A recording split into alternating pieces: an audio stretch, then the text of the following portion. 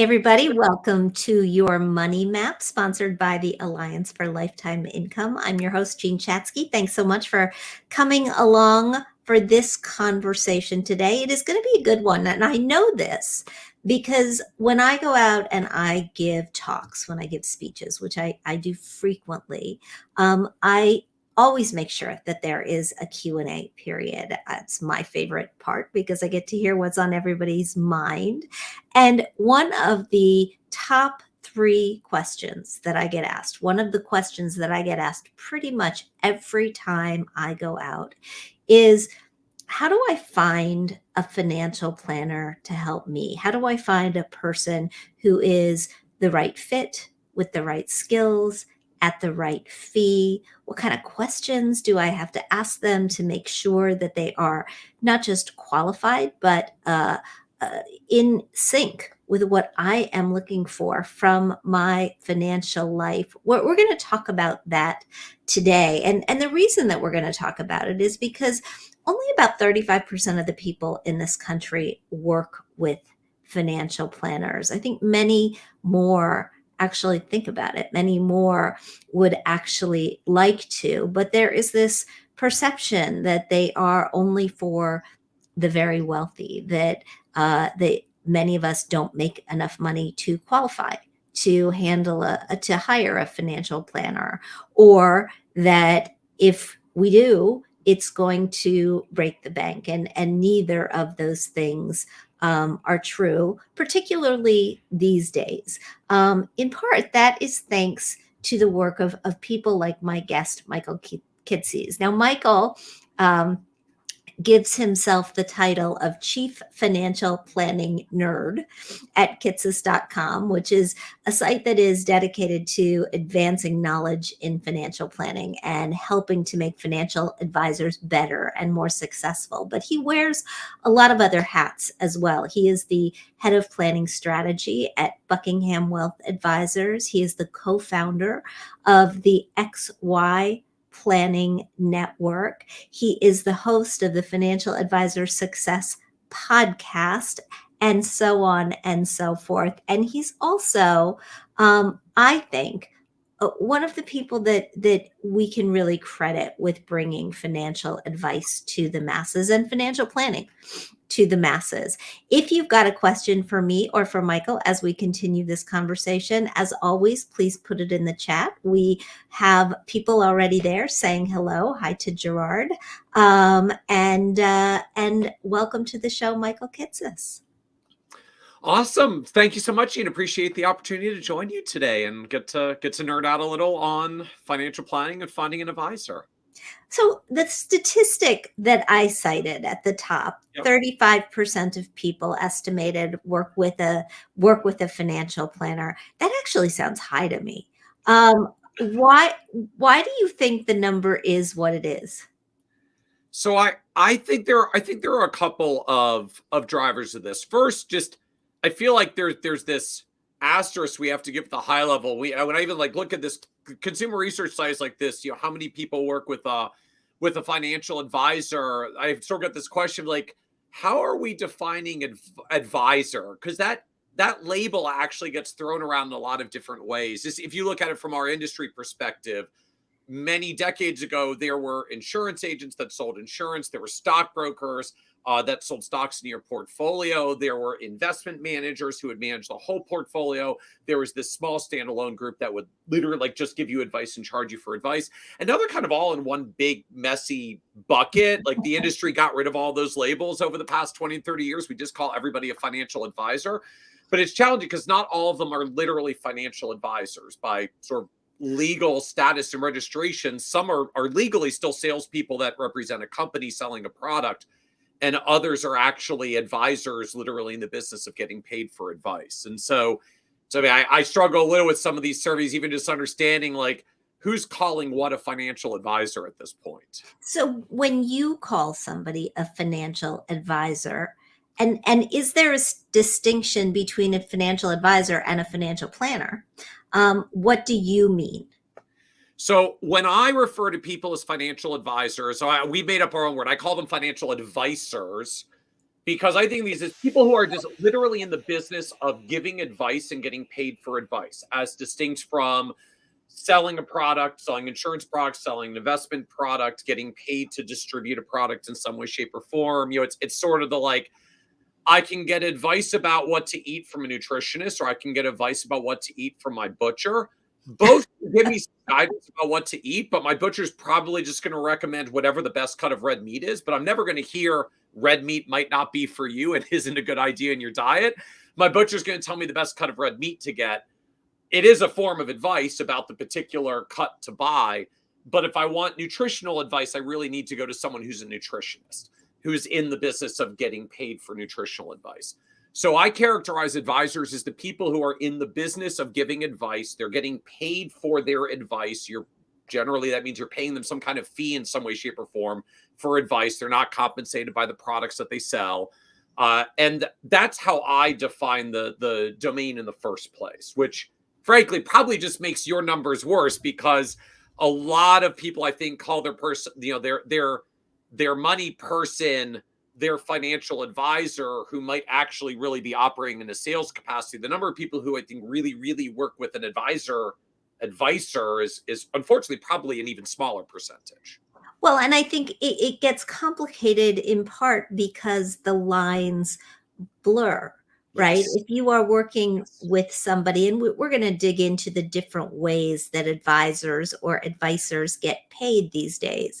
But if you're working with somebody who is taking a percentage or charging a fee for assets under management, what is that? Does that qualify, or does that not qualify?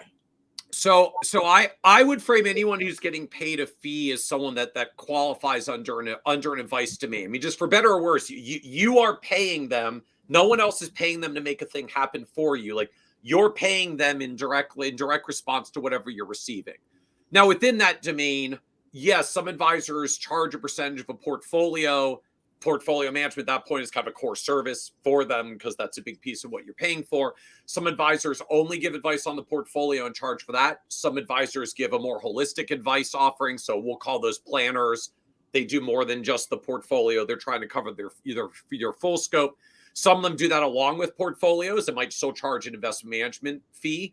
Some of those might do that on a standalone basis, and they'll just charge you a flat fee. Here's the fee for the whole advice relationship.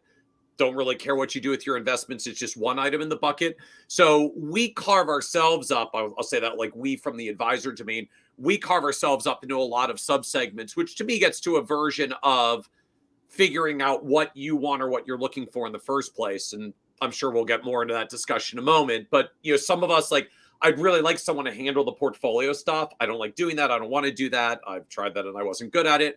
Others say, like, I'm fine. Like, I bought some Vanguard funds and I'm very comfortable managing them. I don't need help with the portfolio stuff. I need help with all the other things happening in my financial life. And so that takes you down a certain path of the kind of advisor or the kind of advisor model that they're working on to make sure you get one that fits to the services that you need. Who do you think, from sort of a broad standpoint, who do you think should be working with an advisor? So I just look at this in practice, like, having sat across from clients for better part of 20 years now, like, who tends to show up and engage us. So I find it does typically fall into a couple of fairly common buckets. One grouping is, I've got a pretty complex thing that's going on in my life that I've never dealt with before, and I need someone to help me. So this crops up often in times when we're transition. I'm getting divorced and I have to kind of put my financial life back together for the first time, and I don't know what I'm doing. I'm selling my business. I work at a company that has all of this special compensation, equities, options, things like that. I don't know what to do with all these things. So we hit some kind of complexity point in our lives that says, I just probably need some expertise above and beyond what I've got, and I don't really want to spend like dozens of hours on the internet trying to learn it all myself. I'm just going to go hire an expert who can give me the answers to this expertise. For some of us, it's a little bit more complexity driven. It's not one thing, it's a lot of things. It's a death by a thousand cuts. I gotta like my investments are getting more complex, my insurance decisions are getting more complex, and like I've got family stuff, and my career is growing, and I've got more things and more choices, and it's just taking more and more of my time to deal with it all. And I actually don't have as much time to learn all that stuff and figure it out myself. So for some people, we see it's not a specific expertise driven thing, it's just a general level of complexity and financial life that says it would just be easier to have someone that would learn me and know all my stuff and just give me guidance when I need it on an ongoing basis. I think a lot of people hit that last bucket that you were just talking about in sort of the pre-retirement Yes. years.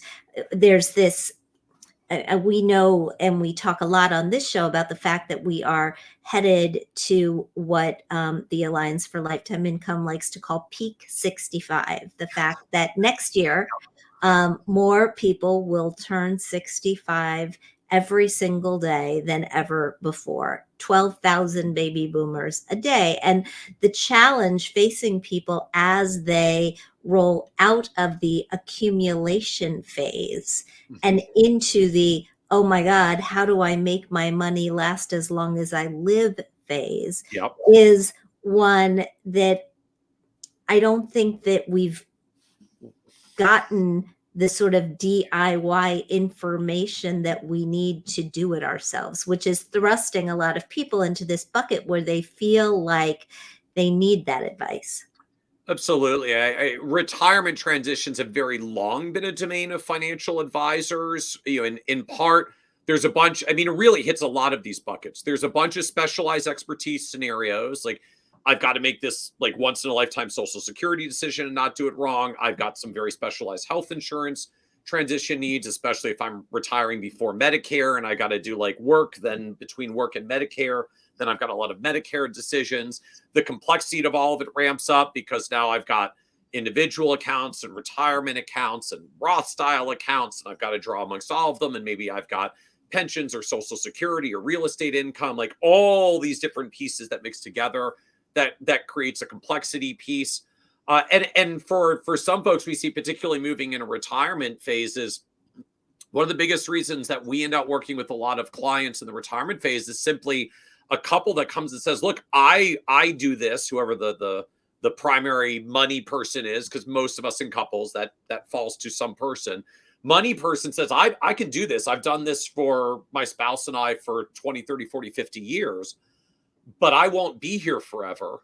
Mm, And I might not be the last one here. And if my spouse is the last one here, no one knows how to do this if I'm not here to do it. And yeah. so sometimes we even see in the retirement years as advisors, we get hired essentially to be the backstop. Like, you don't need help with decisions for where you are now. You need someone to be continuity of decisions in the event that you're the first one to go and you're leaving a spouse who's not as accustomed to doing all this themselves.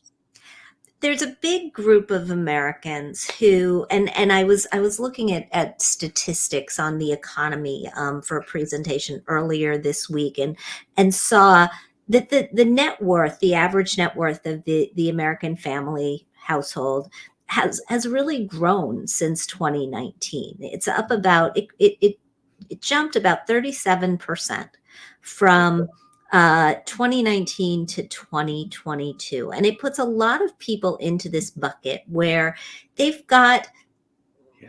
several $100,000 in wealth stashed away for retirement, maybe somewhere, in the mid six figures. Mhm. And yet when they look at themselves, they don't feel wealthy and they don't think that they are a candidate for financial planning services. What's the answer for those folks? Well, so I come back to sort of that framework earlier. I mean, that most of us will drive this off of a couple of common points. I'm getting some specialized problems cropping up that just I probably need a professional who does this for a living to help with. Uh, Life's getting complex. I probably could do this on my own, but I just rather not spend like the zillion hours on the internet figuring it all out. For some of us, it's just a time factor. Like, I can mow my own lawn. I choose not to. There are other things I'd rather do with my time. So I pay someone to mow my lawn. And for many people, like, I could spend time handling my own money things. I could also spend more time going to the dentist and doing other things that I don't particularly love to do on a regular basis. I do them because I have to. If someone else could just do that for me, that would be great. I can't go to the dentist for you, but I can actually help sort out some of your money problems for you. So for some of us, it's an expertise thing. For some of us, it's a complexity thing. For some of it's just a time thing. I'd rather spend my time doing something differently. And so to me, that just the question comes back to any of us as an individual. Are you at the point where one of those is feeling like enough of a trigger that I'd just rather have someone help or do some or most of this for me? Let's talk about the different models that Sure. that under which that help is accessible. I mean, the way that financial planners provide their services to clients is changing. And Yes. and I think that's a great thing. Because of the way it is changing, obtaining the advice of a financial planner for a short term or by a monthly fee or as a Yep. subscription or just by paying for the advice itself as a one-off. All of these things are now becoming available in addition to Yeah. the traditional model of I'm going to, you're going to give me your money. I'm going to manage it for you, and you Yep. are going to pay me a percentage of assets under management. Yep. So, can we talk about the different Yeah. fee structures? So I sort of break this into three groupings or three core decisions that you've got to figure out. We'll think of this like a little flow chart that we're going down to figure out how to sort ourselves in the right advisor. So the first question is just, am I looking for someone for advice, or am I looking for someone to help me buy a particular product for a particular need? So, I know I need long-term care insurance. I've been meaning to get it. I haven't gotten around to it. I'm getting into my 50s. It's a good time to buy it. I don't necessarily need a comprehensive financial planner that's going to go through everything in my financial life. I need someone who's a long-term care insurance expert who can understand my needs and sell me the right long-term care insurance policy. So there I'm looking for an insurance agent who has expertise in long-term care insurance. So the first question, like, are you coming to buy a particular thing, or are you coming for something that's built around advice itself? So that creates one separation of, are you looking for, as I call them, advisors, or you're consciously going after someone who can just sell you the thing that you need and do all the appropriate due diligence to make sure you buy the right product. The second choice becomes, are you looking for someone to work with you on a one-time basis or an ongoing basis? So if I'm working with ongoing advisors, I get one set of models, which we'll talk about in a moment. If I'm looking for an advisor on a one-time basis, right, just life got complex, I would like someone to go through my stuff and give me like the proverbial second opinion.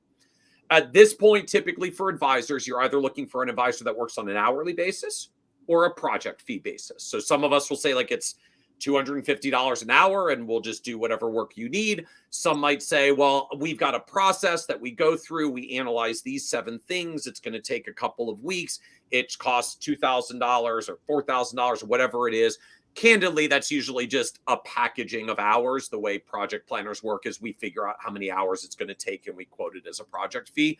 But you get a little more certainty. You know what it's going to add up to. You don't have to feel like you're on the clock. But I want advice that's just one time. I'm looking for typically for an hour or hourly or project planner.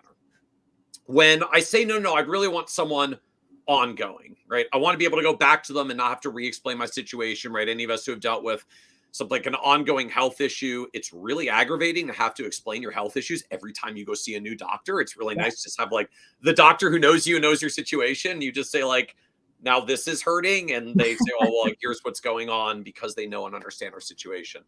So when we're looking for an ongoing advisor, historically, this was around where most advisors worked on assets under management basis. So bring me a portfolio, I'll manage the portfolio and do other stuff along with it. That's not the only model now, though. Getting to your comments earlier about how the models are changing. If I want an ongoing advisor now, sort of oversimplifying, I have kind of 3 different model choices that are out there. There are advisors that work on a assets under management basis. So bring me a portfolio, I'll manage the portfolio, and then I'll do other advice services around that. There are advisors that work on, I'll kind of call like an annual retainer style basis, like a single annual flat fee. It's X $1,000 a year, and here's the list of things that you get. The third group of advisors that we see for this typically work on a monthly subscription fee basis. So it's $250 a month, and here's the menu of services that you get over the span of the year.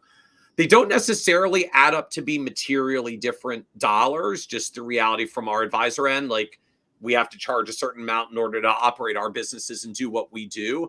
But you do get some alignment of what you're looking for, right? If you go to an AUM advisor, they're going to kind of push you for the portfolio because that's literally how they get paid. If you work with an advice-only retainer style advisor, they don't care where your money is. They're just here for the holistic advice. If you work with a subscription fee advisor, particularly helpful if maybe we're not right at the retirement phase, we're a little bit earlier, where one big annual check is a little bit painful, but monthly fees, like I pay everything else in my life on a monthly basis, so I can fit an advisor in on a monthly schedule. So I've kind of framed those like an AUM advisor, I'll call it an advice only flat fee advisor, and then an ongoing subscription advisor. And is there a roundabout, if you're looking at your overall wealth, right, your assets, whether or not you decide to go with an asset under management structure, is there a certain percentage of your assets that people tend to feel is kind of the going rate or about the right amount to pay? Yeah, the sort of proverbial and benchmark rate in the assets under management model is a 1% asset management fee that goes to the advisor. Your total costs are typically a little bit higher, because usually that's literally the fee that the advisor charges. Then whatever is owned underneath that is some additional cost to you. So some advisors will directly buy stocks or very low cost mutual funds, and so there's almost nothing else added. Some will pick other investment vehicles that have a little bit more cost added and presumably have a good reason for why they're recommending them. But 1% is kind of the proverbial benchmark rate that you'll see for advisors. For folks that are below about $500,000, sometimes it's slightly higher than 1%. Often we've got kind of graduated fee schedules. So you might see 1.2 or 1.3, maybe 1.5. By the time you get above $1 or several million, often it starts stepping down 0.8, 0.7, like the decimals get smaller. But the sort of rule of thumb in the industry is between $500,000 to $1 million, which is where a lot of us kind of get an amount of dollars where things are getting complex and more stuff's at stake. And like, maybe I would want someone helping out. 1% is the sort of standard benchmark fee in the industry, and really has been for almost 20 years. That median fee has not moved in our industry numbers for decades. In my experience, it's not super hard to locate an asset under management type advisor. Yes. If you go to the website of the Financial Planning Organization or NAPFA or other big groups, you're going to find people like that. I have found it difficult to find the monthly subscription advisors or the advisors who will charge by the hour or by the project. Any advice there? Yeah, it's certainly, so first of all, I will like sympathize with the challenge. Yes, we do some research in the advisor industry from our platform end as well. And literally something on the order of 90% of people in the advisor business are operating on an assets under management basis. It is the dominant model from our end. So if you're like throwing darts at advisors, that's probably what you're going to hit. In terms of where to look elsewhere, a couple of resources I would recommend. So in practice, the advisors with alternative models have tended to orient themselves around networks that support advisors doing those models. So for hourly and project-oriented advisors, the Garrett Planning Network has been doing this for more than 20 years now and has a couple hundred advisors across the country that all work on hourly and project fee basis. So particularly if you're looking for the one-time engagements, they're a very good fit. XY Planning Network was an organization that I'm involved with. We were built to focus on subscription fee financial planning. So it's about 1,700 advisors, all of whom are offering subscription fees as at least one of the models that they offer. Some also do AUM or also do hourly models, but subscription's kind of the center there. There's a newer network that's cropped up called Advice Only Network, literally adviceonlynetwork.com, all one word.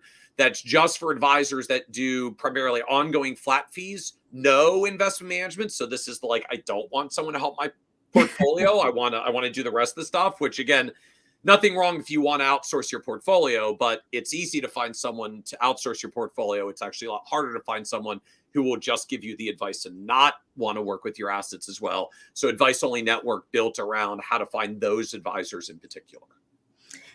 Let's come back to the question that I teed up at the beginning of my introduction, which is the question of fit. How do I find somebody who is qualified and also fits me? Yeah.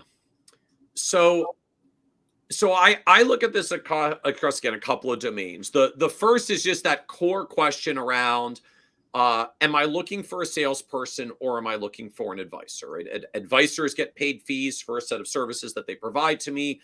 Salespeople get paid a commission for the thing that they're selling to me. So if I want you to sell me a thing, like great, I go to the clothing store, they tell me the clothes look good on me. I do understand that they work on commission, but it is helpful as like they show me what's on the racks and have you tried this on? Like, I'm very pro salespeople as long as we're clear of the circumstance that we're going to them for. So the first question is, am I looking for a salesperson or an advisor? And that gets into how are they compensated? What are their standards of care, right? There's a lot that goes into salespeople versus advisors. The second thing that I would look to is, do they have some education to give advice? Sort of the awkward reality from our industry perspective is you don't actually have to know anything about advice or finance to get a license to be a financial advisor.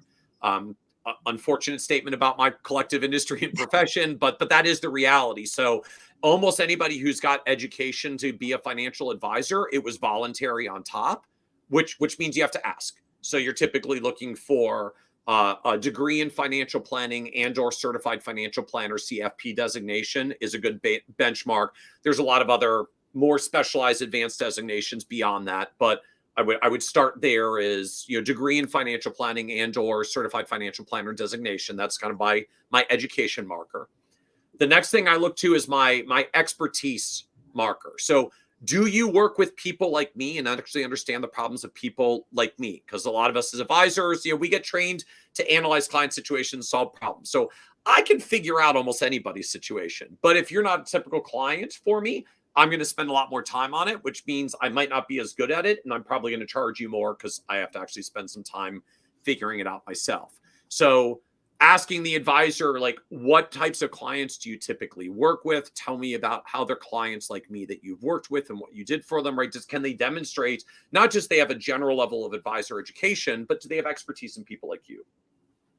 The fourth factor to me is simply, do you feel the communication connection, rapport with them, right? Just it's the advisor equivalent of doctor bedside manner, right? There are some fantastic doctors that I just really don't enjoy talking to and rather not work with because I don't feel good talking to them. They don't have a great bedside manner. And that's problematic in a health context because if I'm not comfortable to tell my doctor all the things that are going on, I may end up getting a bad diagnosis. And the same thing can happen in the financial advisor realm. So, I know it's more extra work when most of us are already busy, but I always encourage people at a minimum interview 2 advisors when you're looking for an advisor, ideally 3, just so you have some comparison point, even if they're all reasonably credentialed and reasonably expertise to working with people like you at the end of the day, like, you got to be comfortable talking about the money things, including the sometimes not so comfortable money things. So if they're not making that space comfortable for you, whatever that means for you, find someone else that you're more comfortable talking to. Because if you feel like you have to hold anything back from your advisor, it means you're not working with the right one.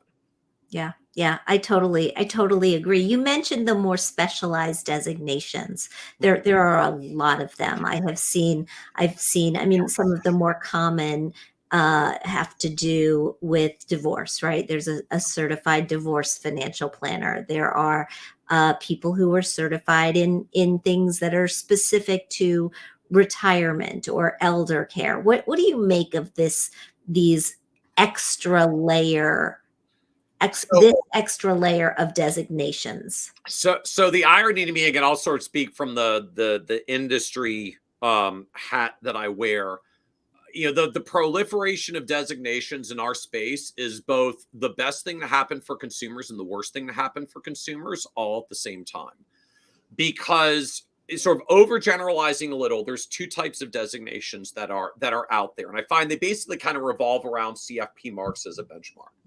The first group are what I'll call post CFP designations. These are like advanced, really deep dive specializations. This is the equivalent of like the doctor gets their medical license and then they go get board certified in something. Like the lawyer passes the bar exam and then they go get their LLM in a specialization. Like deep dive specializations, meaningful additional knowledge to get meaningful expertise into a particular segment. So divorce specialization, CPWA is a specialization for working with very high net worth folks with especially complex needs. RMA and RICP are two specializations, retirement planning in particular. So we have a subset of designations that I'll call the post CFP advanced specialist designations. I think this is good for the profession. This is good for consumers. Unfortunately, this is not actually the majority of designations by count. The majority of designations are what I'll broadly call pre-CFP designations. They're relatively lightweight. Some take very little study just to put letters on your name on your business card as a financial advisor. I wish they didn't add much credibility. Sometimes they do because we don't always know which are the good letters and the bad letters, but or the not so great letters. But they don't really add much in the way of expertise. They just literally don't take a lot of time to learn and study for. So you probably didn't have to learn much or anything to get them.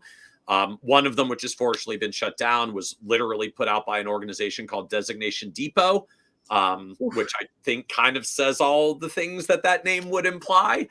The FINRA tracks a couple hundred designations that advisors use.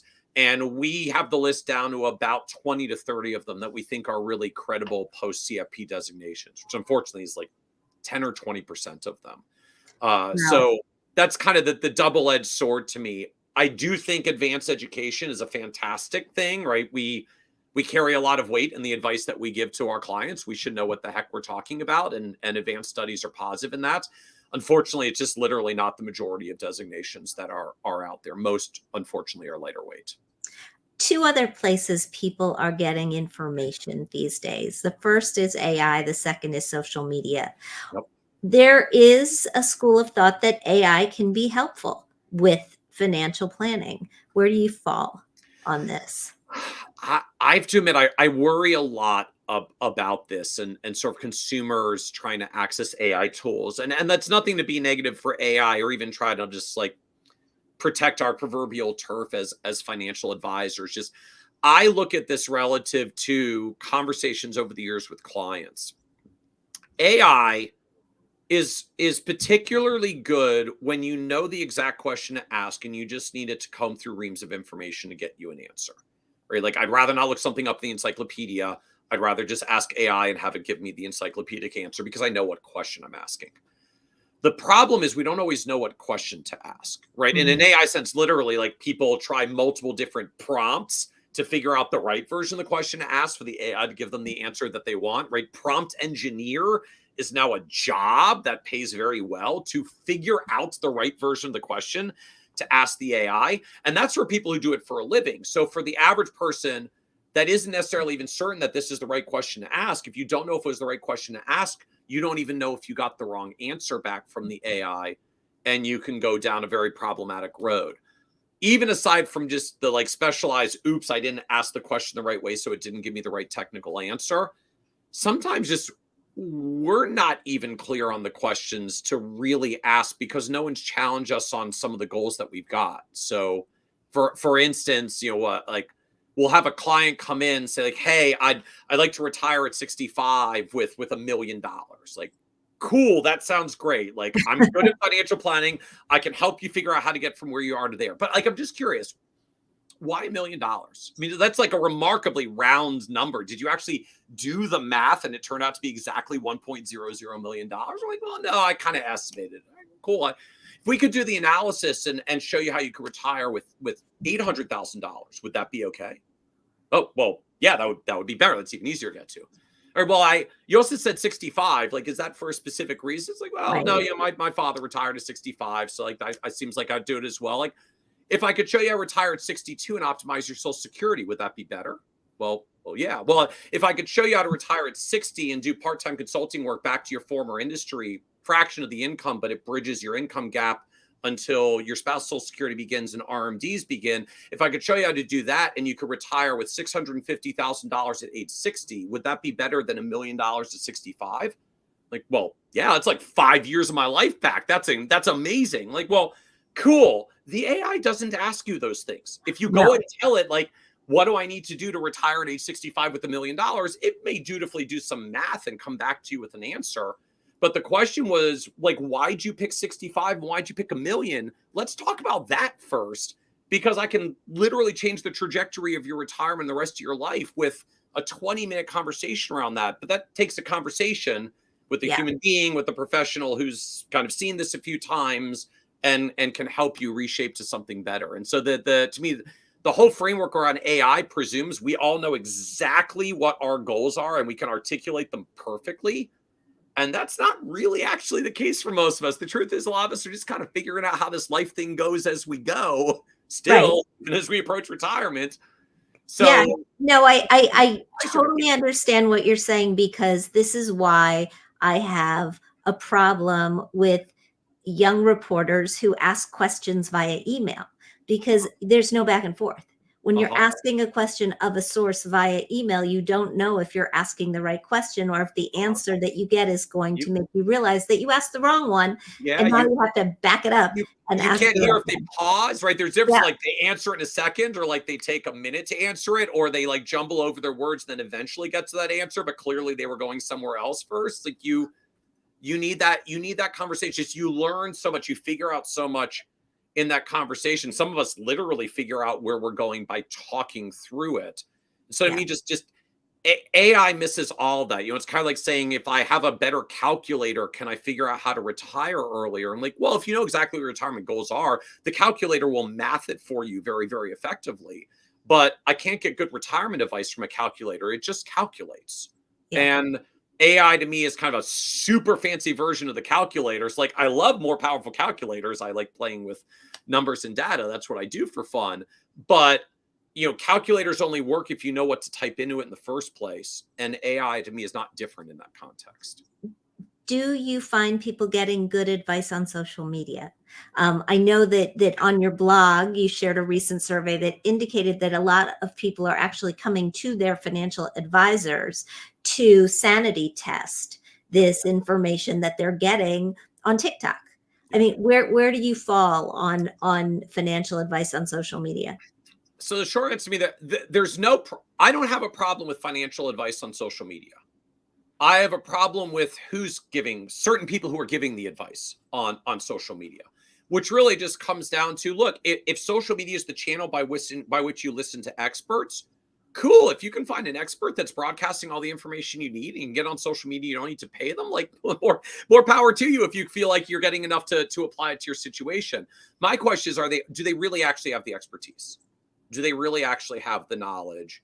Uh, and a lot don't, unfortunately. Just there is, granted, our industry bar for financial advisor is relatively low, as I mentioned earlier. The bar to turn on social media and just start broadcasting things is even lower, though. Yeah. So, at least be clear, like, is this financial education or is this financial entertainment?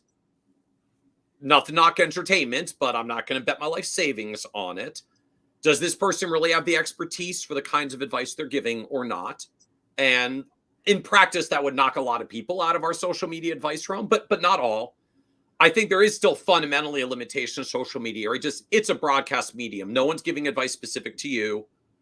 If you're trying to draw applications to your own life, make sure that the scenario they're talking about really mirrors your own life and it's not different. The one that I've always throws me in social media is the, like, here's the story about the person that saved 70% of their income and retired at age 42. I'm like, that's really cool. And then you start reading into it, it's like paragraph one. Well, they had this job where they earned $320,000 a year. It's like, I could probably save a pretty high percentage of my income earning $320,000 a year as well, but I don't make that much money. So basically everything after this is not really relevant for me. And sometimes we see the like person save 70% of their income by living frugal.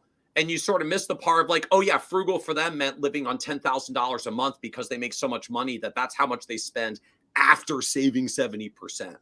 Right. So just beware that a lot of the time I do find the sort of advice that's given in a social media realm, or the example scenarios that we put on the pedestal, sometimes have some other things going on in the backgrounds that may not translate to your world. And again, for better or worse, like advisors tend to do advice for you. That's the whole point of an advice process.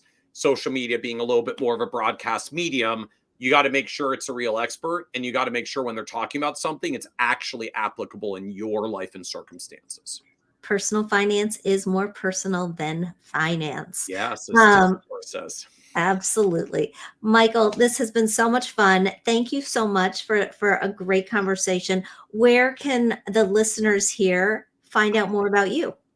Just kitces.com, kitces.com. Not the easiest spelling, but I'm the only one with the name, so at least we could get the website. So kitces.com. We publish a lot for financial advisors as our primary audience, but we publish a lot around retirement research and tax planning and the like that a lot of consumers actually come and read as well. So joy of the internet, it's open to all.